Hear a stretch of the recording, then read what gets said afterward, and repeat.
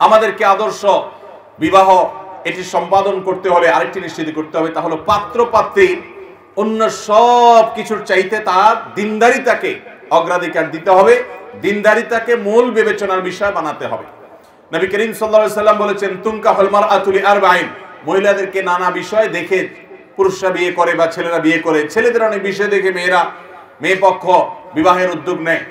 কিন্তু নবী সাল্লাল্লাহু আলাইহি সাল্লাম বলেছেন যে ফাজফার বিজাতিদ দ্বীন, তোমরা দিনদার মানুষ দেখে বিবাহ করবে, এর মাধ্যমে তোমরা বিবাহের মধ্যে জেতার চেষ্টা করবে, অর্থাৎ বিবাহ করে সফল হওয়ার চেষ্টা করবে। অতএব দিনদারিতাকে অগ্রাধিকার দিতে হবে। আপনার জীবন সঙ্গী, আপনার জীবন সঙ্গিনী খুব বেশি সুন্দরী না, তার বাবার অনেক বেশি অর্থবিত্ত নাই, তাদের অনেক বেশি সামাজিক অবস্থান নেই, বংশগত পরিচয় অনেক উল্লেখ করার মতো কিছু নাই, কিন্তু তার মধ্যে দিনদারিতা আছে, তার মধ্যে আল্লাহর ভয় আছে, তার মধ্যে তাকওয়া আছে, তার মধ্যে হালাল হারাম মেনটেন করার মানসিকতা আছে, মাহরাম নন মাহরামের সাথে পর্দা মেনটেন করার মানসিকতা আছে, 5 ওয়াক্ত ফরজ নামাজ আদায় করে এবং সে মানুষের হক আদায়ের ব্যাপারে যত্নশীল, আল্লাহর ভয় অন্তরে লালন করে এবং আল্লাহর কাছে সে নিজেকে সারেন্ডার করেছে। এই বিষয়গুলো যদি আপনি নিশ্চিত করতে পারেন, তাহলে আপনি তাকে দিনদার ধরে এগোতে পারেন।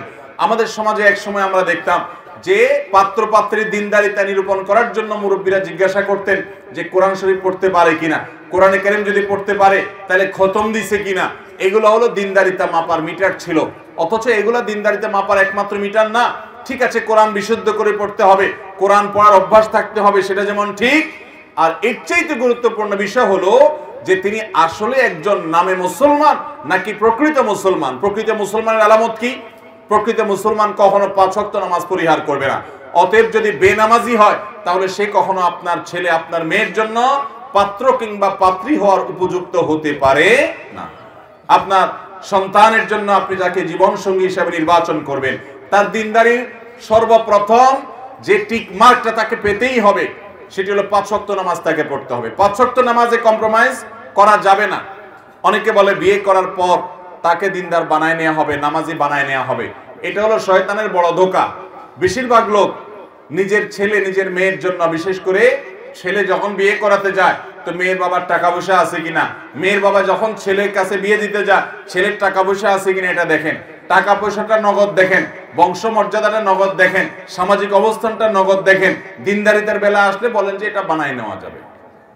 ঠিক না ঠিক? কেন টাকার ব্যাপারে এটা বলা যায় নাই যে ছেলের এখন টাকা নাই, ইনশাআল্লাহ পরবর্তীতে টাকা বানায় নেওয়া যাবে, সেটা তো বলেন না। দিনদারিতার ক্ষেত্রে শুধুমাত্র আমরা ছাড় দেই, কম্প্রোমাইজ করি। আর এটাই আমাদের সমাজগুলোতে আজ অশান্তির অন্যতম বড় কারণ, যে আমাদের সমাজে দাম্পত্য কলহ বেড়ে চলেছে, বিবাহ ভেঙে যাচ্ছে, খান খান হয়ে যাচ্ছে, শেষ হয়ে যাচ্ছে। আল্লাহ রাব্বুল আলামিন দাম্পত্য জীবনে আমাদেরকে সুখী হওয়ার তৌফিক দান করুন।